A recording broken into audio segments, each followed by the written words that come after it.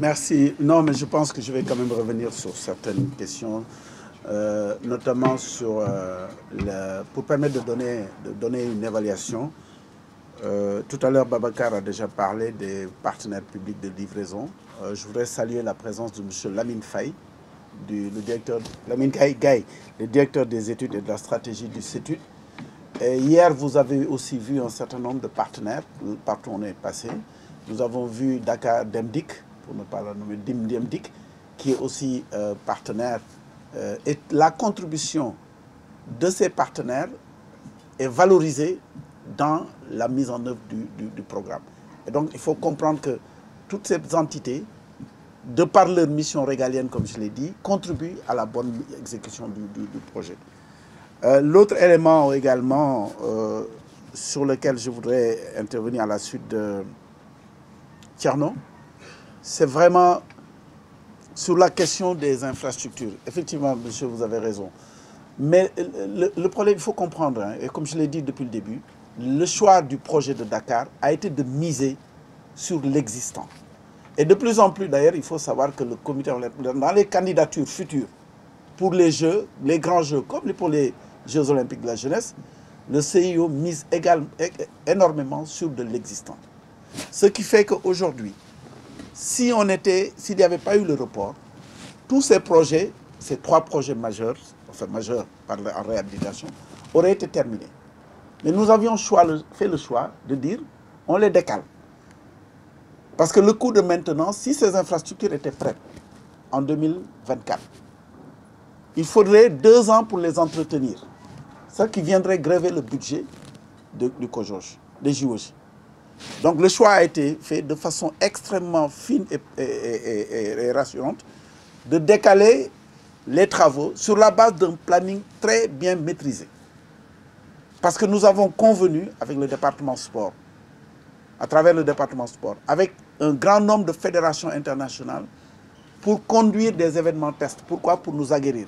Ce seront des championnats d'Afrique, des championnats du monde, ou d'autres événements, ou même des championnats nationaux que nous allons organiser sur ces infrastructures, d'abord pour les tester, pour faire les corrections nécessaires, mais également pour permettre à nos équipes, comme nous le ferons pendant Dakar en jeu 2025, de passer en mode jeu. C'est-à-dire que nos équipes vont s'organiser pendant Dakar en jeu en novembre 2025, comme si on livrait un événement de festival en 2026. Et ça, nous le répéterons autant de fois que ce sera possible sur ces infrastructures quand elles seront prêtes. Sur les infrastructures déjà existantes, nous sommes en train de signer, de finaliser ce qu'on appelle les Venue Use Agreements. C'est des accords d'utilisation de sites. Les propriétaires des sites qu'on a visités hier, le stade, Dakar Arena, Dakar Expo, appartiennent à la SOGIP. Des discussions extrêmement avancées, vraiment très dures, ont regardé les 47 pages du Venue Use Agreement. Nous sommes tombés d'accord, nous allons le signer. On saura à quel moment le COJOJ prendra possession de ces infrastructures, sous sa responsabilité. J'ai failli dire en dessaisissement du propriétaire du site. À partir de ce moment, nous organisons des événements tests avec les fédérations internationales. Donc ça ne veut pas dire que nous sommes là, nous regardons les infrastructures, nous attendons 2026 pour commencer à les utiliser. Il y a tout un processus extrêmement précis, extrêmement clair, d'une feuille de route pour chaque moment, qu'est-ce que nous devons faire. Et ça me permet de répondre vraiment à la question. Je suis très gêné de donner une évaluation. Vous savez, l'évaluation se donnera à la fin des Jeux. On ne peut pas. Nous, on est à jour.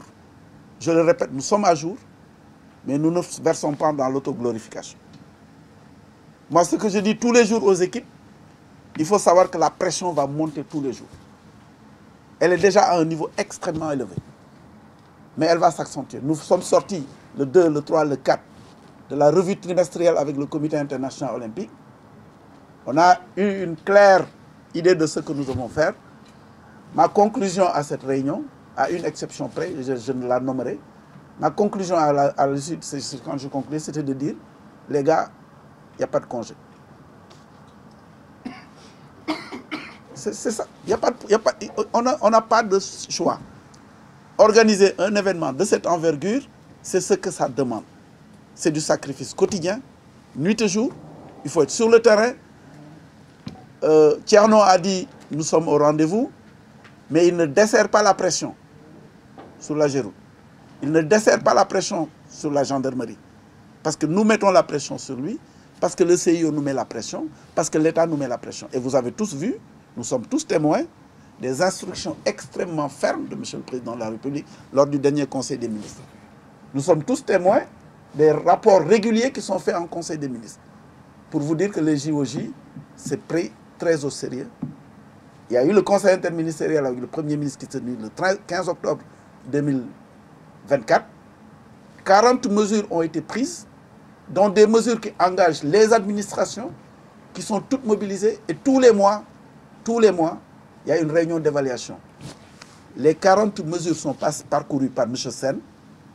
Chaque administration est interpellée sur le niveau où il est.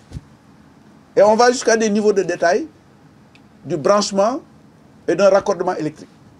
Si la Sénélec doit alimenter un site et ne l'a pas fait, on lui donne un délai et il s'exécute. Et nous l'avons vu hier sur un site. Donc ça veut dire que cet exercice, Abdoulaye Bamfat, il faut que nous le faisions régulièrement pour venir vous dire où est-ce que nous en sommes. Et vous dire où est-ce que nous en sommes, c'est pour ne pas vous dire nous sommes en avance. Moi, je ne donne pas d'évaluation. L'évaluation se fera à la fin. Aujourd'hui, c'est l'occasion pour moi d'augmenter la pression sur les équipes parce que la pression monte sur nous.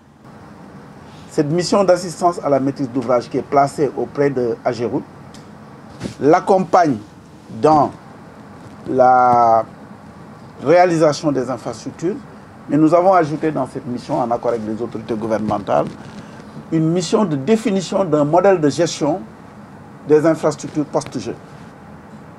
Et ce modèle, ce n'est pas simplement pour Iba Mar Diop et pour tout de l'œuvre, c'est un modèle qui va servir à l'ensemble des infrastructures sportives ou autres d'ailleurs. On a visité hier Diamniadio, peut-être qu'il va y avoir un problème de rentabilisation, il y a un problème de rentabilisation des infrastructures à Diamniadio. Donc c'est pour ça qu'encore une fois, dans la définition des missions, on avait commis ce cabinet qui est en train de réfléchir, qui est en train de faire le tour des parties prenantes, les collectivités locales, ils ont rencontré les maires, dont les sites abritent ces infrastructures, ils ont rencontré le ministère des Sports, les fédérations sportives, le comité olympique, pour savoir quel est le modèle approprié, optimal qu'il faut proposer, pour à l'image de ce qui se passe dans les grands pays, que les infrastructures sportives servent d'infrastructures pour l'événement à l'année. Maintenant, il faut tenir compte de la réalité économique de nos pays, du pouvoir d'achat des fédérations, etc., des sportifs. Mais en tout cas, il y a quelque chose à inventer pour faire en sorte que nos infrastructures sportives soient rentables. La rentabilité ne pourra pas dire simplement une rentabilité financière, soient rentables et puissent être pérennisées. Les modèles existent, ils existent partout à travers le monde et on y arrivera.